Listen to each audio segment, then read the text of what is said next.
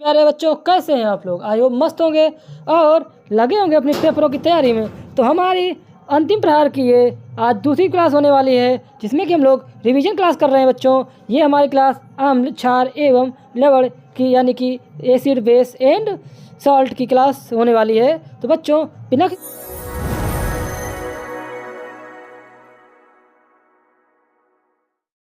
किसी देरी के शुरू करते हैं आज की क्लास। तो भाई बच्चों, आज का हमारा पहला टॉपिक है जिसमें पूछा गया है कि ये अम्ल क्या होते हैं। बच्चों ध्यान देना, पूछेगा अम्ल क्या होते हैं, तो आप बता सकते हैं वे पदार्थ जिनका स्वाद खट्टा तथा नीले लिटमस को लाल कर देते हैं। किसको बच्चों? नीले लिटमस पेपर को लाल कर देते हैं। क्या कहलाएंगे बच्चों? वो शब्द अम्ल कहलाएंगे। अम्ल किस भाषा का शब्द है? तो आप बता सकते हैं कि जो अम्ल हमारा है वह लैटिन भाषा का शब्द है, जिसका एसिडस से लिया। किससे बच्चों? एसिडस से हुई है। इसकी उत्पत्ति जो हुई है वह एसिडस से हुई है, जिसका अर्थ होता है खट्टा। अतः वे पदार्थ जिनमें अम्ल उपस्थित होते हैं वे कैसे होते हैं बच्चों? तो वो बच्चों खट्टे होते हैं। उदाहरण के लिए अगर हम देखें, जो हमारा सिरका होता है जिससे अचार रखा जाता है, सिट्रिक अम्ल जैसे नींबू, संतरा आदि, ये हमारे सिट्रिक अम्ल होते हैं। और सबकी प्यारी अपनी इमली जो होती है ये भी एक हमारी एसिटिक अम्ल होती है, और इसमें टार्टिक अम्ल भी उपस्थित होता है। तो बच्चों ध्यान देना, जिसके कारण ये स्वाद में कैसे होते हैं? ये सभी के सभी स्वाद में खट्टे होते हैं, और जो कुछ भी स्वाद में खट्टा होता है वह हमारा अम्ल कहलाता है। बच्चों ध्यान दीजिएगा। आगे बढ़ेंगे अगर बच्चों, तो मोस्ट से मोस्ट इम्पोर्टेंट जो हमारी परिभाषा हो जाती है वो होती है क्या बच्चों? वो हमारी हो जाती है आर्हेनियस के अनुसार अम्ल क्षार की परिभाषा बताइए। आप बता सकते हैं कि आर्हेनियस के अनुसार, बच्चों ध्यान दीजिएगा कि जब बोलेगा आर्हेनियस के अनुसार, किसके अनुसार? आर्हेनियस के सिद्धांत के अनुसार वे पदार्थ जो जलीय विलयन में वियोजित होकर क्या होगा बच्चों? वियोजित होकर या घुलकर, वियोजित होकर केवल हाइड्रोजन आयन, क्या हाइड्रोजन आयन देते हैं, यानी H+ आयन देते हैं। हाइड्रोजन आयन H+ आयन के अतिरिक्त कोई अन्य धन आयन नहीं देते, अम्ल कहलाते हैं। क्या कहलाते हैं बच्चों? अम्ल कहलाते हैं। अतः स्पष्ट है कि सभी अम्लों में हाइड्रोजन आयन क्या होता है बच्चों? हाइड्रोजन का तत्व उपस्थित होता है। ये बात भी आप ध्यान दे सकते हैं। कह सकते हैं कि किसी पदार्थ में यदि हाइड्रोजन उपस्थित है तो वह पदार्थ कैसा होगा? वह तत्व अम्लीय होगा। बच्चों ध्यान दीजिए। अब आगे बात करें बच्चों, अगर कि धातु कार्बोनेट और हाइड्रोजन कार्बोनेट से अभिक्रिया, जब किसी अम्ल की अभिक्रिया धातु कार्बोनेटों या हाइड्रोजन कार्बोनेटों से कराई जाती है तो क्या होता है? तो चूना पत्थर, जैसे चूना पत्थर, खड़िया, संगमरमर, कैल्शियम कार्बोनेट के क्या होते हैं? ये विविध रूप होते हैं, यानी कि एक तरह के ये क्या होते हैं? किसके बच्चों? कैल्शियम कार्बोनेट के ही एक रूप होते हैं। सभी धातुएं कार्बोनेट और हाइड्रोजन कार्बोनेट अम्ल के साथ अभिक्रिया करके लवण और कार्बन डाइऑक्साइड एवं जल का निर्माण करते हैं। बच्चों ये बात भी आप लोग ध्यान दीजिएगा। जैसे कि बोल सकते हैं कि धातु कार्बोनेट या धातु हाइड्रोजन कार्बोनेट अम्ल क्या करते हैं? लवण, कार्बन डाइऑक्साइड और जल का निर्माण करते हैं। बच्चों ध्यान दीजिएगा। अब अगर आगे बात करें बच्चों, तो धातु ऑक्साइडों, किसकी बच्चों? धातु आप पूछेगा कि धातु ऑक्साइडों के साथ अभिक्रिया करते हैं तो क्या होता है? तो बच्चों आप ध्यान दे सकते हैं कि जब किसी अम्ल की क्रिया, किसकी बच्चों? अम्ल की क्रिया धातु ऑक्साइडों से कराई जाती है तो क्या होता है? तो उसमें हमारे जल और लवण का निर्माण होता है। ये धातु ऑक्साइड यानी कि CaO, ये हमारा क्या है? धातु ऑक्साइड है, और ये हमारा 2HCl क्या है? अम्ल है। जब इसकी क्रिया कराई गई तो CaCl2 बन गया, यानी कि क्या बन गया? CaCl2 बन गया, और हमारा क्या बन गया? जल बन गया। इस तरीके से जब धातु ऑक्साइडों के साथ अभिक्रिया होती है तो क्या क्या बनता है? एक तो लवण बनते हैं, दूसरा हमारा जल बनता है। हाँ तो बच्चों आगे अगर हम बात करें क्षारक या क्षार, बच्चों ध्यान दीजिएगा। क्या बोले? ये क्षारक, भस्म या फिर क्षार। बोले कि क्षार क्या होते हैं, तो आप कह सकते हैं वे पदार्थ जिनका स्वाद तीखा अथवा कड़वा होता है तथा स्पर्श करने में साबुन जैसे चिकने चिकने होते हैं, क्या कहलाएंगे? वही हमारे बच्चों क्षारक कहलाए जाते हैं। ये ठीक उल्टा करता है, या लाल लिटमस को नीला कर देता है, और अम्ल हमारा नीले लिटमस को लाल कर देता है। ये दोनों एक दूसरे को चेंज कर देते हैं। अब बात करें आर्हेनियस, जो हमारे हैं आर्हेनियस वैज्ञानिक थे, उनके सिद्धांत के अनुसार परिभाषा पूछेगा आपसे। परिभाषा दो टाइप से पूछेगा, या सीधे पूछेगा कि क्षार की परिभाषा बताइए, या फिर आपसे पूछेगा आर्हेनियस सिद्धांत के अनुसार क्षार या अम्ल की परिभाषा बताइए। आप अधिक से अधिक यही कोशिश करिएगा कि आर्हेनियस के सिद्धांत के अनुसार ये परिभाषा लिखें, वो चाहे जो भी पूछे। तो क्या होता है, इसमें आपका एक प्लस पॉइंट बन जाता है कि हाँ टीचर को लगता है कि आपने कुछ अच्छी से पढ़ाई की है। तो देखते हैं आर्हेनियस के आयनिक सिद्धांत के अनुसार बच्चों, क्षार वे पदार्थ होते हैं जो जलीय विलयन में वियोजित अथवा आयनित होकर ऋणावेशित आयनों के रूप में केवल हाइड्रोक्साइड आयन का क्या करते हैं, हाइड्रोक्साइड आयन देते हैं। ऐसे हमारे क्षार, क्षारक या भस्म कहलाते हैं। बच्चों भस्म शब्द भी याद रखिएगा, क्योंकि आप लोग कन्फ्यूज हो जाते हैं। क्षारक सुना है, क्षार सुना है, भस्म क्या होती है, वो वाली भस्म चिता भस्म नहीं होती है, इसको भी हम लोग भस्म बोलते हैं। बच्चों एक मोस्ट इंपॉर्टेंट नोट है, उसको भी आप लोग ध्यान रखिएगा कि वे क्षारक जो जल में घुलनशील होते हैं क्षार कहलाते हैं। अतः सभी क्षार क्षारक होते हैं, किंतु सभी क्षारक क्षार नहीं होते हैं। ये बात भी आप लोग ध्यान रखिएगा। चलते हैं आगे। हाँ बच्चों, अब एक ऐसी अभिक्रिया जिसको आप किसी न किसी रूप में पेपरों में ज़रूर देखेंगे। और बच्चों यदि अभी भी आपको समझ में नहीं आ रहा है कि क्या करें क्या ना करें, तो अभी भी मौका है। आप 2-4 दिन पढ़ाई करके यदि आप 50 से 60 नंबर भी पेपर में बना लेते हैं, तो इससे अच्छा कोई मौका नहीं होने वाला है। तो बिना किसी देरी के लग जाइए अपनी पढ़ाई में। तो शुरू करते हैं। अब बात करें ये जो इम्पोर्टेंट अभिक्रिया है, अम्लों तथा क्षारों के मध्य अभिक्रिया, इसको दूसरी तरीके से बोलेगा उदासीनीकरण अभिक्रिया, या तो बोलेगा अम्ल और सात की अभिक्रिया, या बोलेगा उदासीनीकरण अभिक्रिया। वो दोनों क्या होती हैं, एक ही होती हैं। तो आइए देखते हैं। जब क्या होता है, अम्ल और क्षारों से क्रिया करके उनके प्रभाव को क्या कर देते हैं, नष्ट कर देते हैं। कौन, अम्ल क्षार एक दूसरे को क्या कर देते हैं, उनके जो प्रभाव होते हैं उनको नष्ट कर देते हैं, तथा लवण और जल का निर्माण करते हैं। लवण जल का निर्माण बनने की यह अभिक्रिया ही क्या कहलाती है, उदासीनीकरण अभिक्रिया कहलाती है। आपसे पूछेगा उदासीनीकरण क्या है, तो आप कह सकते हैं जब अम्ल और क्षार की परस्पर समान अवस्था में क्रिया कराई जाती है, तो यह एक दूसरे को क्या कर देते हैं, एक दूसरे के जो प्रभाव होते हैं उनको नष्ट कर देते हैं, और यही अभिक्रिया उदासीनीकरण कहलाती है। जैसा कि आप देख सकते हैं, ये हमारा क्या था बच्चों, ये हमारा हाइड्रोजन था और ये हाइड्रोक्साइड था। जब इसकी क्रिया कराई गई तो हमें क्या बन गया, H2O बन गया, यानी कि जल बन गया। जल को आप देखते हैं, इसमें ना तो खट्टा होता है, ना मीठा होता है, ना कड़वा होता है, यार कैसा होता है, उदासीन होता है। आगे बच्चों अगर ध्यान बात करें, अब बात करें बच्चों अगर प्रबलता की, पूछेगा अम्लों तथा क्षारों की प्रबलता क्या होती है, तो बच्चों ध्यान दीजिएगा, जिन अम्लों तथा क्षारों के आयन की मात्रा अधिक होती है उन्हें क्रमशः प्रबल अम्ल और प्रबल क्षार कहते हैं। आप ऐसे कह सकते हैं कि जिस अम्ल के जिस अम्ल में आयनों की मात्रा अधिक होगी वह अब क्या होगा, प्रबल अम्ल होगा, और जिस क्षार में आयनों की मात्रा अधिक होती वह प्रबल क्षार होगा, जो आसानी से क्या कर लेता है, क्रिया कर लेता है। ऐसे प्रबल क्षार और प्रबल अम्ल कहलाते हैं। इसी प्रकार बच्चों जिन अम्लों तथा जिन क्षारों के आयन की मात्रा क्या होती है, आयनन की मात्रा बहुत कम होती है, उन्हें क्रमशः दुर्बल अम्ल और दुर्बल क्षार कहते हैं। यानी कि ऐसे अम्ल या क्षार जो आसानी से क्रिया या विक्रिया में भाग नहीं लेते हैं, जो हमारे दुर्बल क्षार या दुर्बल अम्ल कहलाते हैं। बच्चों ये बात भी आप लोग ध्यान रखिएगा।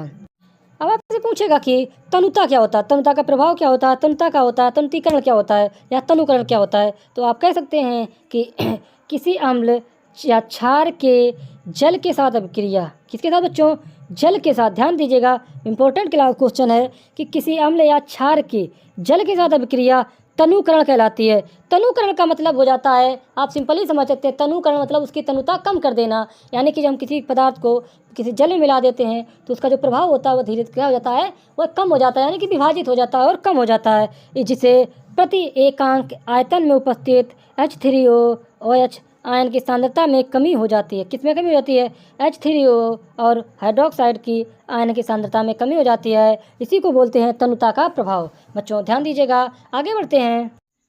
बात आती तरह बच्चों पूछेगा कि सूचक क्या होते हैं। बच्चों ये अम्ल क्षार एवं लवण में जो हमारा एक जो क्या करता है, सूचक होता है, यह हमें बताता है कि पदार्थ अम्लीय है या पदार्थ क्षारीय है। जो ये बताएगा उसी को हम लोग सूचक करते हैं, यानी सूचना देने वाला कहते हैं। तो बच्चों इसकी परिभाषा हो जाती है, वे पदार्थ जिनका उपयोग किसी अनुमान में अंतिम बिंदु या उदासीन बिंदु को निर्धारित करने के लिए किया जाता है, सूचक कहलाते हैं।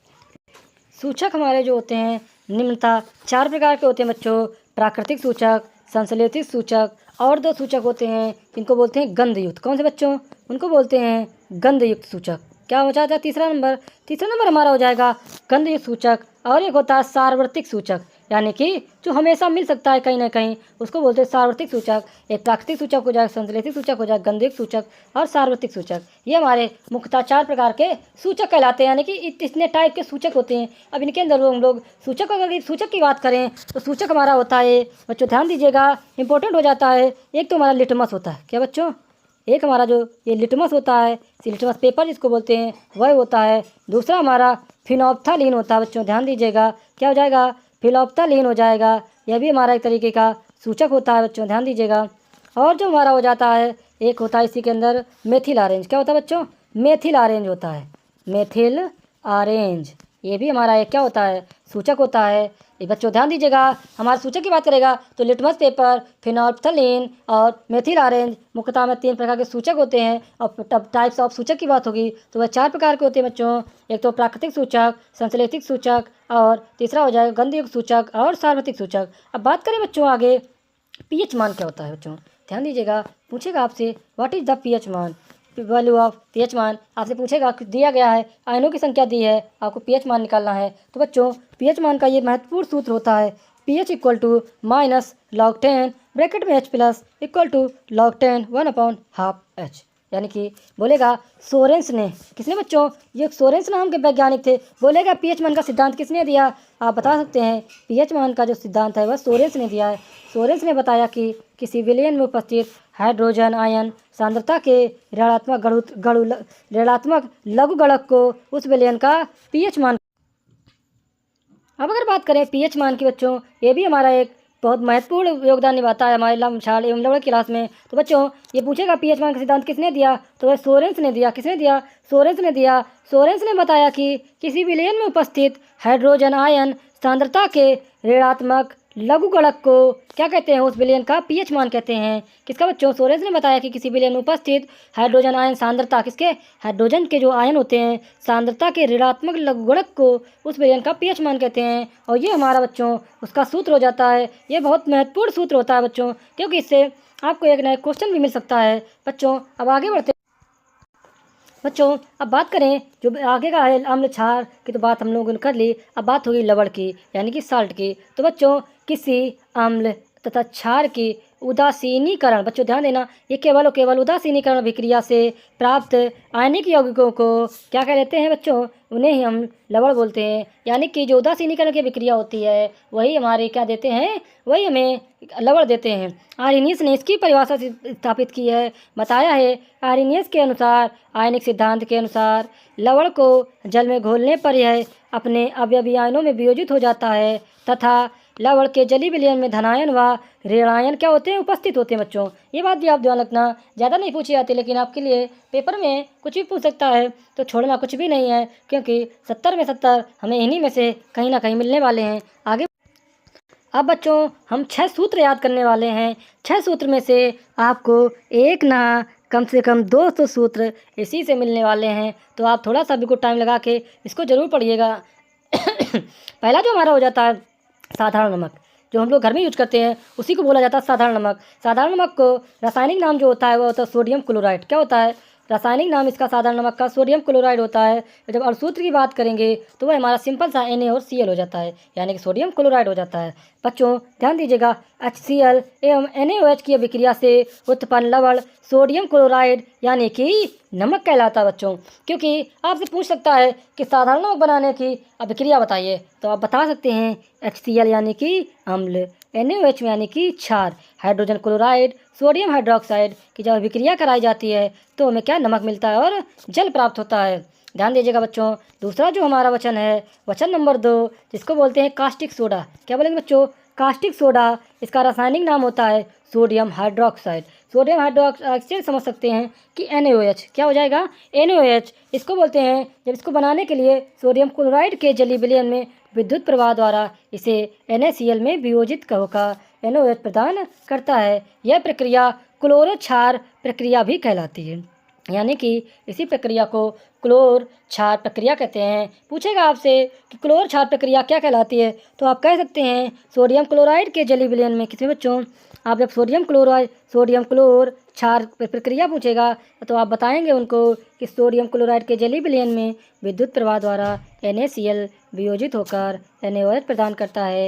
यह प्रक्रिया क्लोर क्षार प्रक्रिया भी कहलाती है बच्चों। ये कहीं ना कहीं आपके लिए इंपॉर्टेंट है, तो बच्चों ध्यान से पढ़िएगा। इसका सूत्र जो हो जाएगा कास्टिक सोडे का, वह हमारा जब सोडियम क्लोराइड और में जल घोला जाता है तो सोडियम हाइड्रोक्साइड और क्या क्लोरीन मिलता है और हाइड्रोजन स्थापित होता है। तो इस प्रकार से हमारे कास्टिक सोडा की यह क्या हो जाएगी, कास्टिक सोडा का एक रासायनिक समीकरण या फिर अभिक्रिया हो जाएगी। इसी को हम लोग प्रयोगशाला अभिक्रिया भी बोलते हैं बच्चों। अब बात करें आगे तो हमारे वचन नंबर तीसरा, इसको बोलते हैं विरंजक चूर्ण। इसको आपने बहुत सुना होगा, ब्लीचिंग पाउडर, इसी को हम लोग विरंजक चूर्ण भी बोलते हैं बच्चों। तो इसका रासायनिक नाम जो होता है वो होता है कैल्शियम क्लोरो हाइपोक्लोराइड। जब लोग हाइपर हो जाते हैं तो कपड़े गंदे कर लेते हैं, और जब कपड़े गंदे कर लेते हैं तो ब्लीचिंग पाउडर से साफ किए जाते हैं। इससे आप याद कर सकते हैं कि कैल्शियम क्लोरो हाइपोक्लोराइड, यानी कि कलुआ कलिया हो गया तो हाइपोक्लोराइड हो गया, यानी हाइपर हो गया।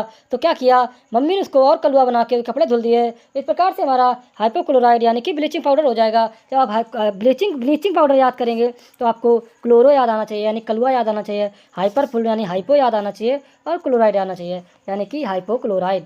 क्लोरो हाइपोक्लोराइड ये हमारा रासायनिक नाम हो जाता है, अथवा क्लोराइड ऑफ लाइम अथवा क्लोरिनेटेड लाइम भी होता है। ये बच्चों इसके कुछ अलग अलग नाम दिए गए हैं जो पढ़ सकते हैं, chloro hypochloride, chloride of lime अथवा क्लोरिनेटेड लाइम। ये हमारे कुछ विभिन्न नाम हो जाते हैं। सामान्य नाम जिसका ब्लीचिंग पाउडर होता है बच्चों। जब इसके सूत्र की बात करेंगे, बहुत ही सिंपल सूत्र होता है, इसको याद करना बिल्कुल आसान है। आपको कैल्शियम तो Ca, ध्यान रखना, कैल्शियम हो गया, Ca हो गया, O ऑक्सीजन और Cl2, तो क्या हो जाएगा CaOCl2। ये हमारा रासायनिक सूत्र हो जाएगा। इसको आप रटेंगे थोड़ा सा कंफ्यूज हो जाएंगे, लेकिन यह बहुत सिंपल और साधारण सा है। निर्माण विधि पूछेगा तो औद्योगिक स्तर पर इसे हेसन, क्लेवर अथवा बेचमैन विधियों द्वारा शुष्क भुजे चूने पर क्लोरीन गैस की प्रक्रिया द्वारा प्राप्त करते हैं। ये इसकी निर्माण विधि हो जाएगी या फिर प्रयोगशाला विधि हो जाएगा। जब इसकी रासायनिक सूत्र की बात करेंगे तो इसका हो जाएगा CaOH का वोल्टाइड और क्लोराइड, तो क्या बनेगा CaOCl2 और हाइड्रोजन यानी कि H2O। ये हमारा विरंजक चूर्ण मिल जाएगा, और ये हमारी रासायनिक अभिक्रिया हो जाएगी विरंजक चूर्ण की। और बच्चों ये 100 में 100% आपको आपके पेपरों में ज़रूर देखने को मिलेगी, तो कहीं मत जाइएगा। चलते हैं आगे बढ़ते हैं। आगे वचन नंबर जो 4 हमारा है, इसको बोलते हैं बेकिंग सोडा या खाने का सोडा। तो बेकिंग सोडा आएगा तो बेक मतलब पकाना होता है, पकाएंगे तो खाएंगे ज़रूर। तो इसका रासायनिक नाम होता है सोडियम हाइड्रोजन कार्बोनेट अथवा सोडियम बाइकार्बोनेट। बच्चों अभी भी आप अगर ये सब नहीं पढ़ना चाहते हैं तो बेकार है आपका मोबाइल लेना, कि मोबाइल का इस्तेमाल करना है तो 20 से 25 मिनट ये देकर आपको यदि 20 से 30 नंबर मिल रहे हैं तो कहाँ के थोड़े हैं, तो क्यों देर रखिए हो, शुरू कर दीजिए, अभी कुछ नहीं बिगड़ा है। आगे देखिए अणुसूत्र की बात करेंगे तो बच्चों इसका अणुसूत्र हो जाएगा NaHCO3। अणुभार की बात करेंगे तो अणुभार इसका 84 हो जाएगा। जब निर्माण विधि होगी तो प्रयोगशाला में इसे सोडियम कार्बोनेट के ठंडे जली विलयन में कार्बन डाइऑक्साइड गैस प्रवाहित करके बनाया जाता है। बच्चों आपसे किसी न किसी एक की परिभाषा, उसका रासायनिक सूत्र, अणुसूत्र और प्रयोगशाला विधि भी पूछता है, तो आपको इतना याद करने में बहुत समय नहीं लगेगा। अगर 5 मिनट भी आप इसको पढ़ते हैं तो आपको मैं गारंटी लेता हूँ 50 से 70% आपको याद हो जाएगा, बाकी तो आप समझदार हैं। तो बढ़ते हैं आगे और पहुँचते हैं अपने वचन नंबर 5 पे, इसको बोलते हैं धावन सोडा या धोने का सोडा। धोने का सोडा, धा से याद आएगा धोवन, यानी कि धो दिया, किसी ने टीचर ने पकड़ के धो दिया, तो धोया किससे, धावन सोडे से। जब धावन सोडा आएगा तो सोडा सोडियम किसको धोया, जब धोएंगे तो किसी कोई काली चीज़ होगी तो कार्बोनेट हो जाएगी, और डेका हाइड्रेट। तो इसका थोड़ा सा नाम याद रखें, सोडियम कार्बोनेट, क्या बच्चों, सोडियम कार्बोनेट डेका हाइड्रेट। ये हमारा धावन सोडे का रासायनिक नाम हो जाता है। सामान्य नाम बच्चे इसको सोडा एस या क्रिस्टली सोडियम कार्बोनेट भी बोलते हैं बच्चों।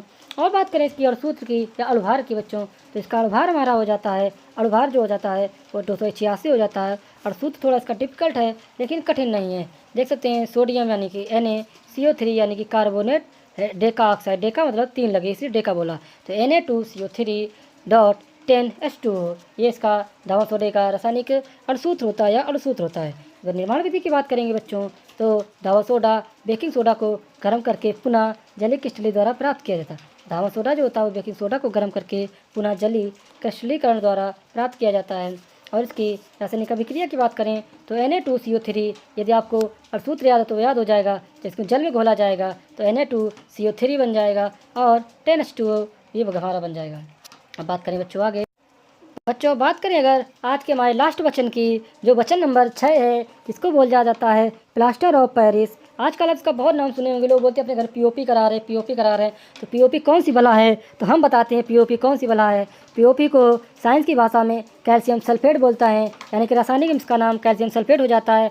सामान्य नाम प्लास्टर ऑफ पेरिस हो जाता है, जिसको लोग अक्सर हर कोई चिल्लाता मिलेगा, भाई पीओपी करा ले, पीओपी करा ले। दीवारों में जो पीओपी आपको वाइट कलर की दिखती है, उसी को प्लास्टर ऑफ पेरिस बोलते हैं। इसकी निर्माण विधि की बात करेंगे तो बच्चों, जब कैल्शियम सल्फेट हाइड्रेट को अर्थात जिप्सम सुना होगा, जो खेतों में डाली जाती थी, आज के समय यूज नहीं करती, को 373 केल्विन ताप पर गर्म किया जाता है, तो निर्जलीकरण द्वारा प्लास्टर ऑफ पेरिस का निर्माण होता है।